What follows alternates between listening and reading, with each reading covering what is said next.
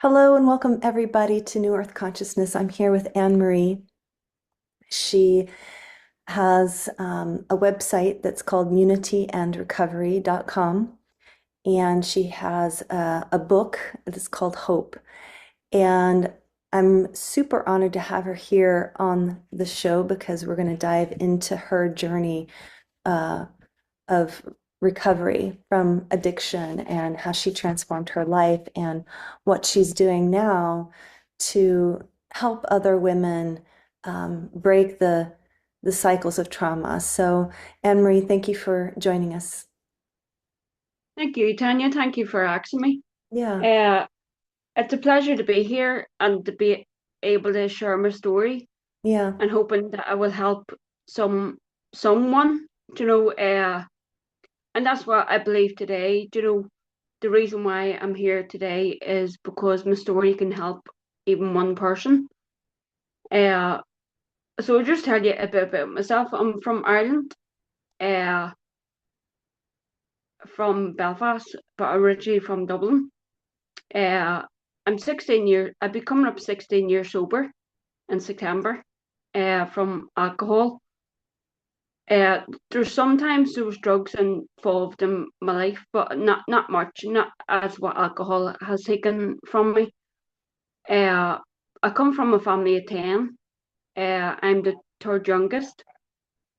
I had five brothers and three sisters, and my mom and dad. And I think from the very start, my life was so dysfunctional, and whenever you're involved in all that trauma in your childhood, you think that's normal. mm, When I was the I was the third youngest, so I didn't witness much of the trauma as what my older siblings did. When I look back at it now, Tanya, I'm like, thank God I didn't, because I wouldn't be here, telling my story, because half my older brothers and sisters have passed on because of their trauma, because of and they took to alcohol and drugs, and even from my first memory, Tanya, I remember I was 6 or 7 and I climbed into a wardrobe in my bedroom because my brother walked into my bedroom with a knife in his head and he was just full of blood, and I thought that was normal. And I climbed into the wardrobe and I thought he was a monster. I honestly didn't think it was my brother. And that was the start of my trauma and of my life.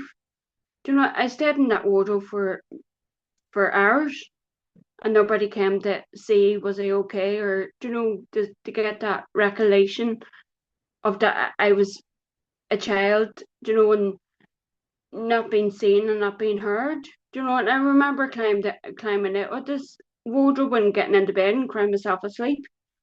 And I have children today, and like I was only 5 or 6 at that time, Tanya, and I just shiver to think that if my girls had seen that, and that was the start of my trauma, that was just normal in my life, yeah, you know, and I laugh about it now because it's just insanity, and there was never a day went by the police were never away from the door, cops and it was just mayhem. And whenever you live in that, you don't see that.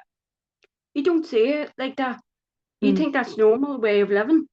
mm, But there was something deep down within me, Tanya, that I knew I needed. I knew from a young age that there was something more than life, than the way I was living. When I was 6 or 7, I was put into the children's home. And I remember going to the children's home, Tanya, and that was the first time I ever felt love, ever felt seen, ever felt heard. Do you know what? I absolutely loved it. mm, So I did. Because, yeah, I loved it. And, I don't blame my parents today for what happened because I know they only knew what they knew. You know, my dad was in a children's home in Dublin, run by the priesthood. Uh, he was there for a few years, and you know what to say in Ireland. If you're in the priesthood, if you're in a home in the priesthoods, you know, there's all the physical abuse, all the sexual abuse, all the abuse that happens in the homes from the children, from the priests. Mm. Do you know, and I have compassion for my father today.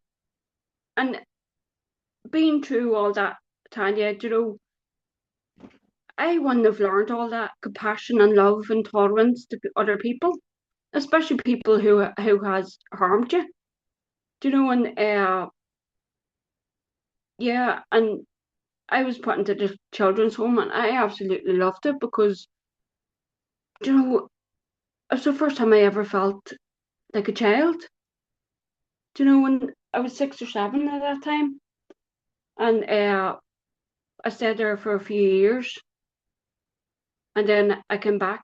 I went back to live with my parents, and there's something deep down then, Tanya, that I felt it wasn't again not seen and not heard because, you know, back then, them years ago, you know, there was no court cases or there was no asking what the child wanted. Do you know, and where today there's it's more about the child. Do you know, when I left the children's home, I moved into Belfast with my sister. I was only 14. I was only a child. Do you know, when I moved in with my sister, and I didn't realise my sister had a problem with alcohol, and half the times I was minding her children. Mm. Do you know, when I was just generation after generation with the trauma and the drink, and do you know, you think that's normal, and that was the first time I was 15 whenever my brother was found in a flat in Dublin. He took an overdose. He died of a heroin overdose, and he was only 23. Do Mm. you know, that was the first time I ever felt grief. And like again, do you know, he passed away and like he was forgotten about. Do you know, nobody spoke about him again. Mm. And you're left with the trauma, you're left with the grief of that. Do you know, and Mm. I'd see the healing I've done from I started drinking until I stopped, until I got into recovery, the healing that I've got from all that. Do you know, and I didn't take a drink until I was about 14, and I had to, Tanya. I had to take it. But I thought everybody had a blackout. Do you know, Mm. I thought everybody blacked out at the start. Mm. Do you know, I thought that was normal. Mm. And I carried on my life all through my life drinking alcoholically, and I didn't realise it. Mm. Do you know, once I took that first drink, Tanya, I just couldn't stop at one because it was going to kill the feelings I had. It was going to kill the emotions I was feeling. Do you know, and that carried on for many, many years. And then I got a relationship and I had children. And, do you know, when I look back at my life now, I'm like, there's all them things that's happened for a reason, is to share my story. Do you know, when I had my son when I was 17, like again, I was a child myself. And by the time alcohol stopped working for me, I was insane, Tanya. Mm. Do you know, I had 3 children at the time, and I was dead inside. I couldn't even look after them. Do you Mhm. know, when I rang social services and told them that, do you know, you're going to have to do something because there's something bad going to happen, and I knew that myself. Do you know, I felt that in my heart. I knew if somebody wasn't going to step in and take the kids, God knows what could happen because I was at the verge of taking myself out and taking the kids with me. Mm. Do you know, and that's where my addiction came to. That's where I got to. Do you know, and through the years of drinking, do you know, I lost another brother. He was 32 and he was murdered in Dublin. And then my other brother was found on the streets in Dublin. He was homeless. Do you know, and I had to take a drink to kill the emotions. And today it's not like that, Tanya. Yeah. So what was It the just what what was the how old are you when you decided that enough was enough, and what I was that think it was turning about point like? 32. Mm-hmm. And because it was 32 when I got into recovery at the same age as my brother who was Mm-hmm. murdered.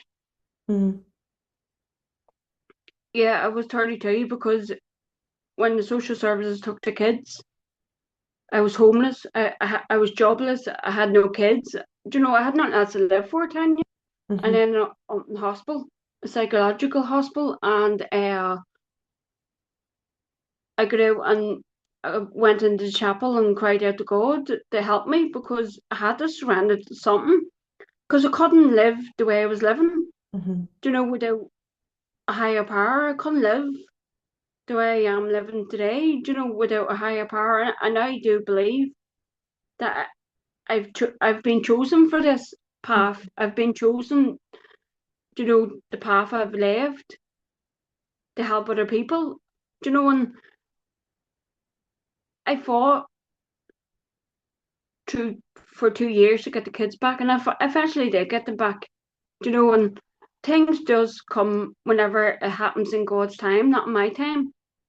Do you know, it Mm-hmm. does happen, but it's whenever I surrender, because for that, you know, I have to surrender not every day, but whenever I get something into my head and it affects my life, I have to surrender to my higher power.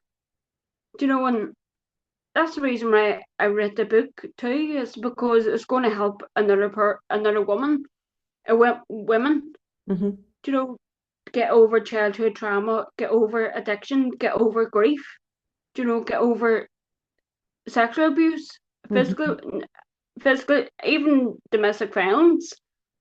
Do you know, and being able to be alive today and not being able to not have to drink or take drugs to cope with your emotions. Mm-hmm. Today, Tanya, I feel my emotions, and that's okay too, because for many, many years I tried to block them out with drugs or alcohol, you know, and prescription drugs, and it's not like that today. Mm-hmm. And that's the reason why I read my book, is to help other women, you know, to see, let them see that no matter what happens in your life, you know, you're looked after. Once you let go of the control, you know, I just couldn't live the way I was living Yeah. anymore. I had to surrender. Yeah.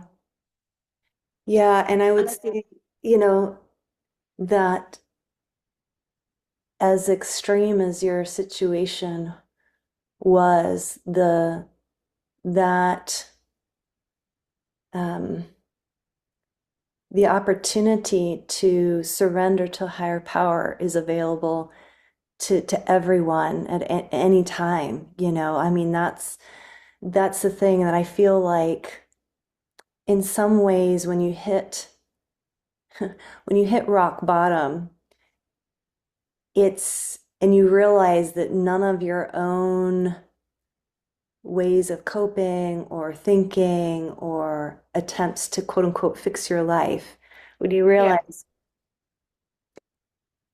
I can't find the solution, I don't know what to do, that moment, it's like, it's in a way, in a strange way, it's this tremendous blessing because you realize nothing from my own will is going to pull me out of this. And so that no, moment of true surrender is when you fully give up your will for God's will.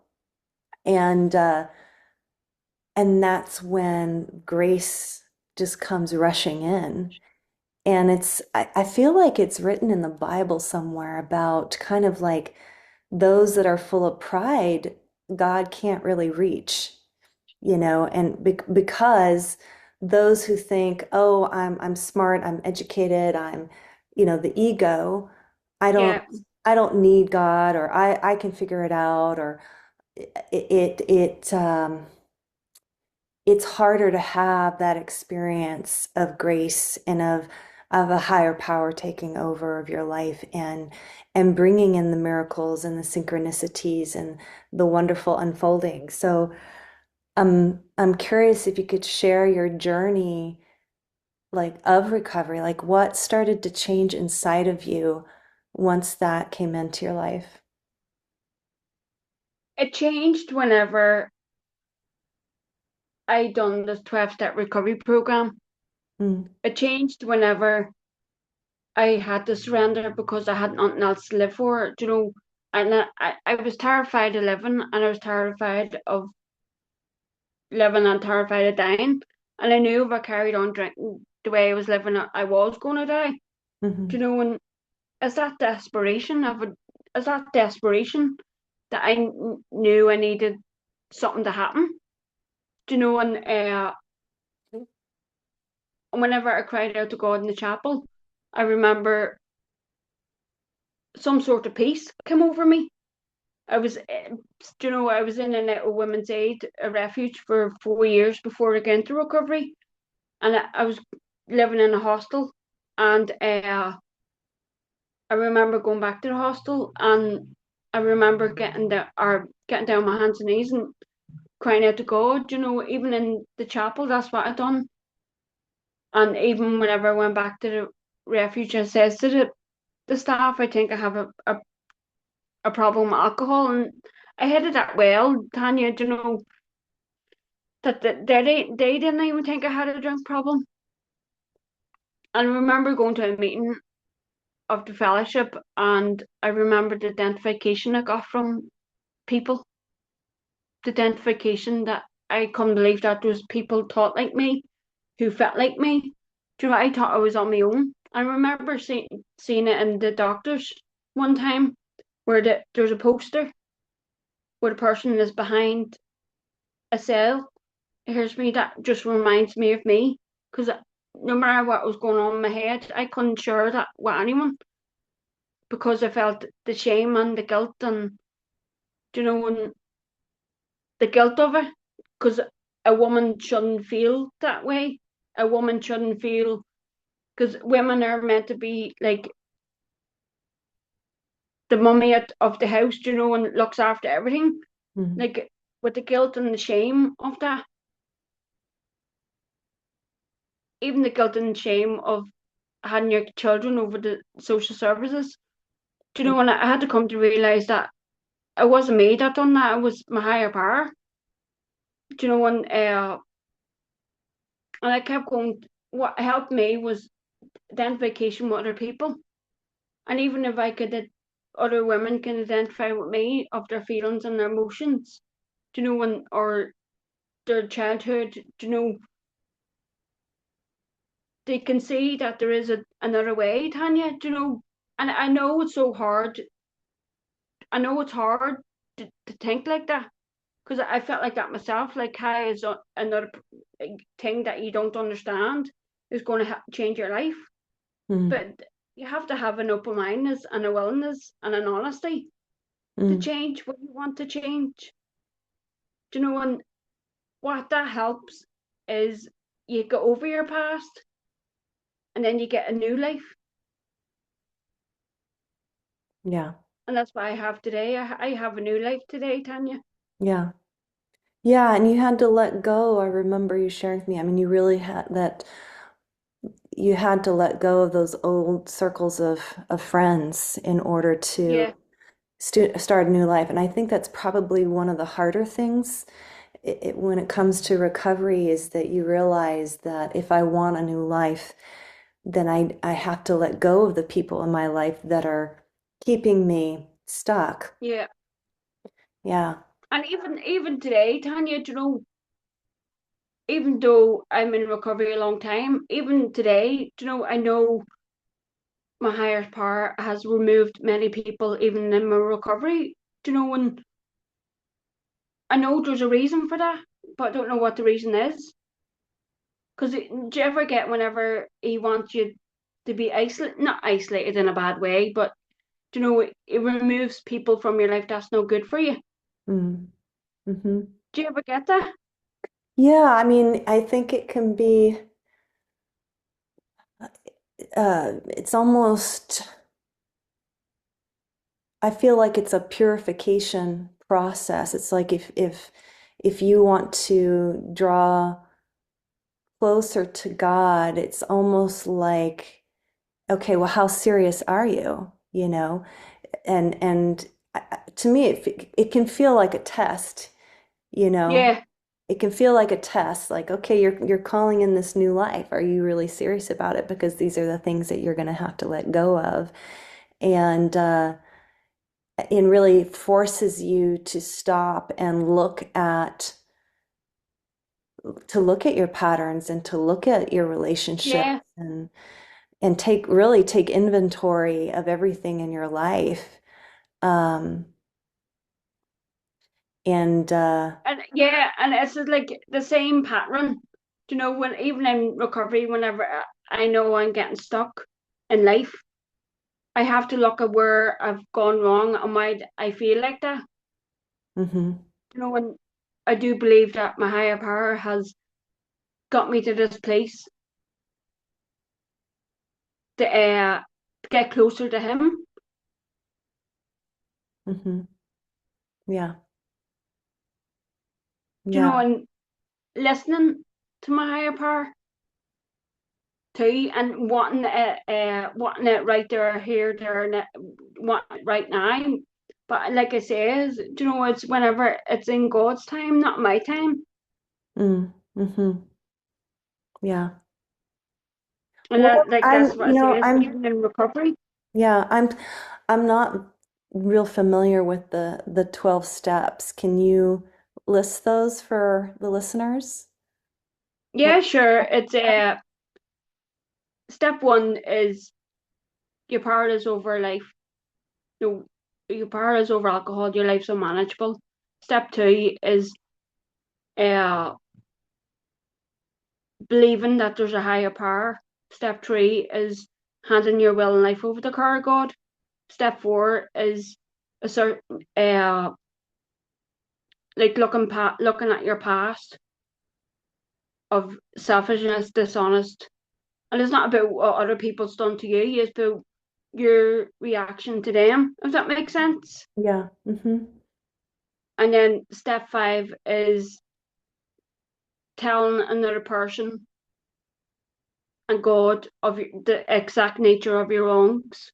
Mm, Step six is asking your higher power to remove your defects. Step seven is become willing to have your defects removed. Step eight and nine is about amends, making amends to people. hmm. And then step 10, 11, and 12 is step 10 is uh what is step 10? But step 11 is prayer meditation. Mm, And then step 12 is carrying the message to the suffering alcoholic mm, after a psychic change followed by a spiritual awakening. mm, mm, And that's what I realized, you know, doing the program of the fellowship has given me many times in recovery a psychic change. mm. And what a psychic change is a whole outlook on life. It's how Yeah, you look on, you know, the how you look out on life and how you perceive in life and how your higher power would want you to, you know, do better. yeah, And yeah. that's what A my whole book's about. paradigm. It's like it's my book is like a rewritten of what the 12 steps have done for me, Hmm. and in a different way of rewriting it for women. That's what my workbook is about. So I've rewrote the steps of Alcoholics Anonymous, but rewritten it and for women, if that makes sense. Yeah, absolutely. So it's not actually the AA program Mm, because I couldn't do that because it's against my traditions, if that makes sense. hmm hmm Because there's 12 traditions for the fellowship as well. Yeah, So that's not just a book about my life, it's a book to help other women to take them through a program of recovery. yeah. And that's why it's called A Gentle Guide to Spiritual Healing. Mm, mm. Yeah, beautiful. It's so powerful. Your story is so powerful because um, it doesn't, it's not like you had to join some super expensive program or learn some um, Yeah, complicated modality or, something. It's just this so simple. inner process.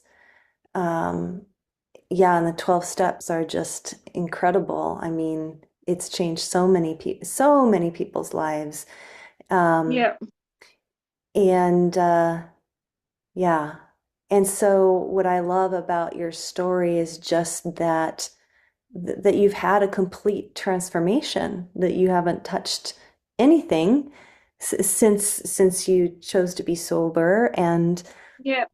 and that yeah, that your life is completely different. And it doesn't and I'm curious, how long was the would you say that it happened quickly, your transformation, or was it No, how many years? no. No. It took a wee while, but I never drank. Yeah. I never drank. And even whenever the kids were away from me for 2 years, even in recovery, even Christmas and the birthdays were even worse. The feelings and the emotions of it, Mm-hmm. and I didn't drink. And I remember going to an appointment one time from social services took me to a psychiatrist, a child psychiatrist, and I had to go through my childhood, and I couldn't cope with emotions and the emotions and the feelings of my childhood. And I did go to the off license to buy drink, and I went to a meeting, and I didn't drink. And do you know what? It's a miracle I didn't. It really is a miracle, and I do believe, you know, without a higher power, I wouldn't be here. Do you know? And I do believe my higher powers got me here. Mm-hmm. And even going through in recovery, I've 10 years ago, my mum passed away from cancer, and then 6 weeks later, my sister committed suicide, Mm-hmm.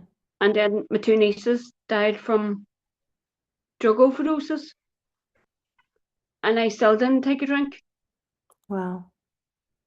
Wow. and that was even in recovery, Tanya. Mm. Wow. You know, it just How, goes to show you. yeah, I'm curious, like for your children, we talked about this earlier that, you are the one that is breaking the cycle.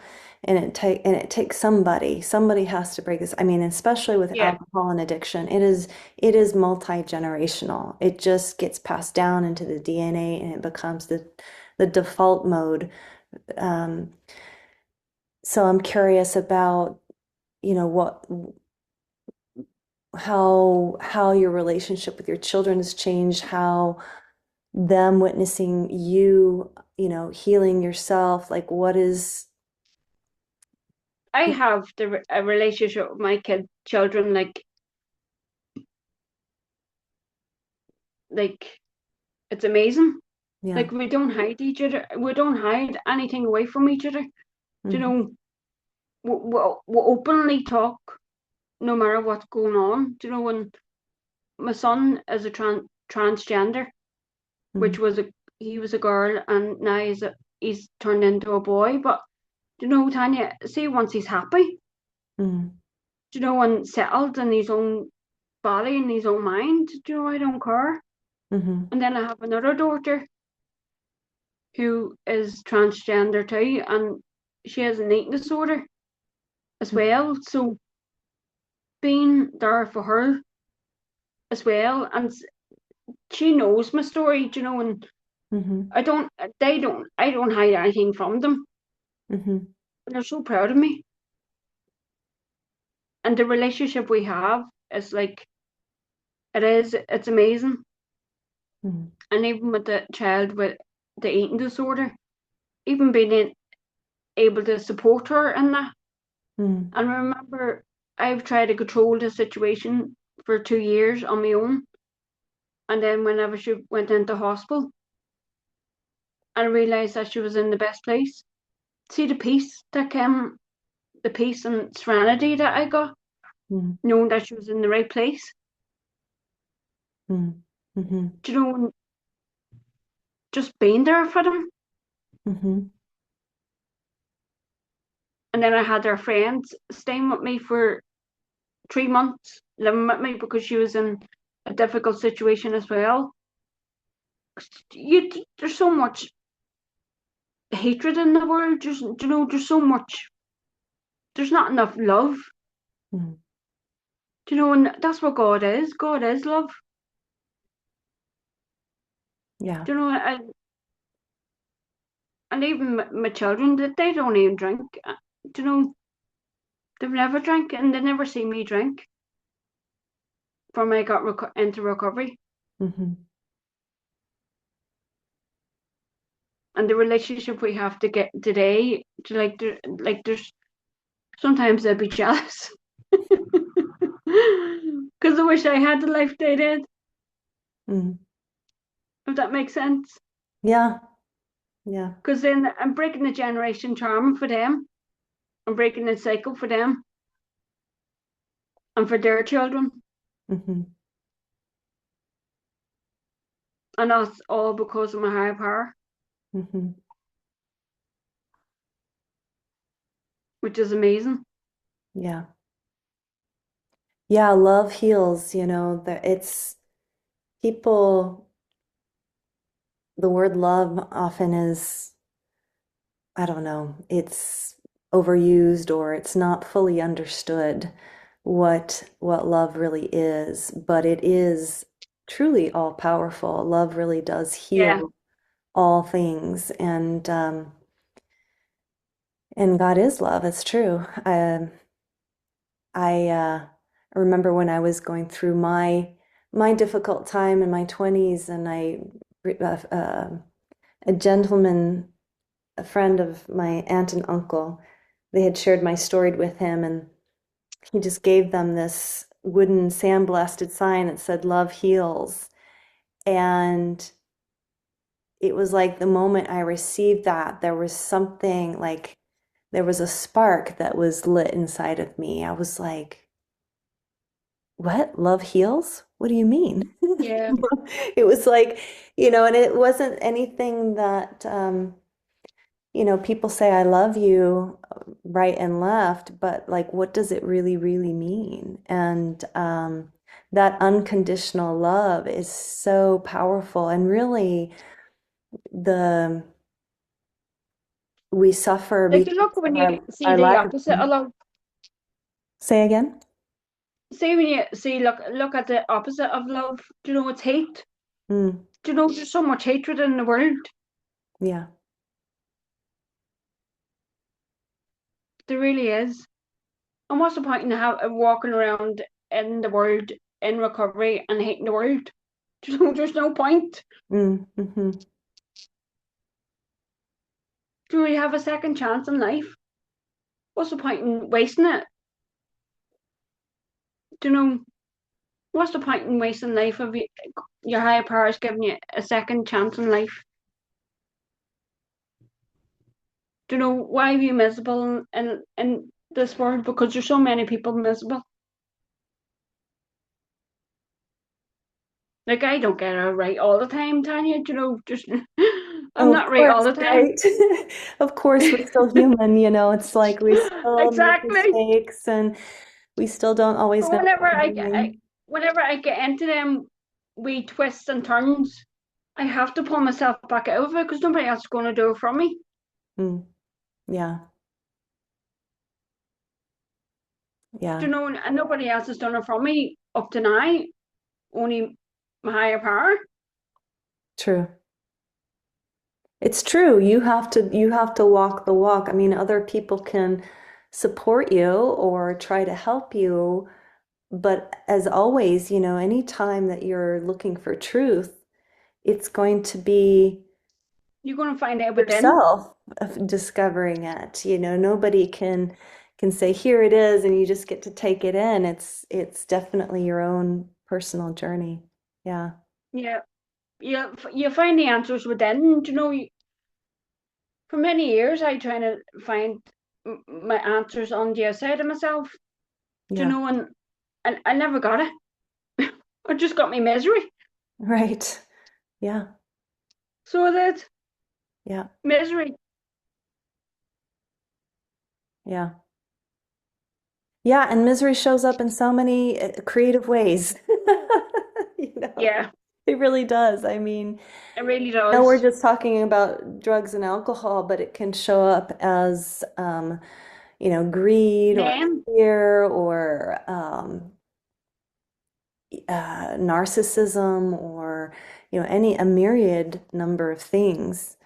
So many. even fear. You know, fear can rule your life, Yeah. stop you from doing anything. Hmm. Yeah. Even fear of being seen, being heard. You Yeah. know, even being able to do this podcast, being able to be seen and being heard, the fear would stop me from doing that. Because in my head would be telling me, sure, who's going to listen to you? Nobody's going to listen to you. I don't know Mhm. if anybody else understands what I'm saying, like, but fear can ruin my life Yeah. if I let it. Right. You know, and even fear, alcohol, it doesn't really matter if it's addiction or not. You know, even food, you know, or Yeah. men or sex or, Yeah. do you know what? I had to remove all that from my life. And even there's two men that was in my life whenever I was in the early days of my recovery, and they've come back a few times, but I'm not taking them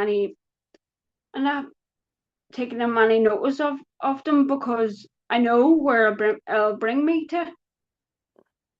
So it'll bring me to pain, and no, I'm not going there. Hmm. Yeah. You become worthy of who you are. You become worthy of you deserve better. Do you know, and being able to even whenever going through the program and going through all this inner healing, do you know, you do deserve much better. And even women out there, do you know, who's going through domestic violence in the relationship or whatever, whenever you go through this healing process, you'll not take any more shit from anybody. Yeah. Do you know what I mean? Yeah. Right. Right. You'll not take no more shit from anyone. Yeah. Right. Yeah, and that's a surrendering process too. It's like, okay, if you keep finding yourself in the same relationship or the same Same pattern. situations where you're giving your power away, it's like, Yeah. okay, I surrender that. I surrender whatever that is that keeps putting me in those same positions, the same situations. Okay, I'm done. Yeah. No And more, it's right? about how you feel about yourself as well. Mm, Do you know, you have to begin to love yourself. mm, yeah. You have to begin to love yourself because you know, you do deserve better. You know, you do deserve better than what people expect you to do. And it's not an ego trip. You know, it's not an ego trip because I believe, you know, all the things that I've been through that you do deserve better. Mm, You know, and even other women out there, they deserve better too. They deserve to grow up or to stand up with their held high Yeah. and lived the life they want to. Yeah. Yeah. Absolutely. So, Anne Marie, can people find your book on your website? Is that where they would Yeah, find well, it? it's getting published at the minute. Okay, when does it release? When is it? Well, I'm getting to edit it back next week, so probably 2, 3 weeks. Okay. So maybe have people, if you're watching this and listening, check Anne Marie's website Yeah, in about a month or so. Um, yeah. check out her book. And is there anything else you want to share with the audience before we sign off? No, just be kind to yourself and begin to love yourself. And if you're wanting to know anything else about my program, let me know through my Yeah, website because I do believe it's going to help many women. yeah, absolutely. Yeah, and if to the audience, please, share this with anyone that you know is struggling with Yeah, addiction of any kind, because people need to hear this message. They need to know that there is hope. Truly is a way out. Um, your life doesn't have to stay where it's at right now. Things can change. So yeah, definitely check out and that's Anne. why I called my book Hope, Hmm. is to show other women that there is hope. Yeah, yeah, yeah. So yeah, like, share, subscribe to this channel, get this message Yeah, out to others.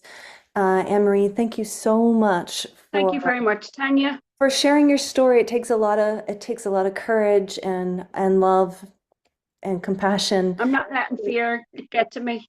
to put it. Yeah, absolutely. And I know that your message and your story is going to change many, many people's lives. So thank you so Yeah, much. you're welcome, Tanya. Thank you very much for asking me. Yeah.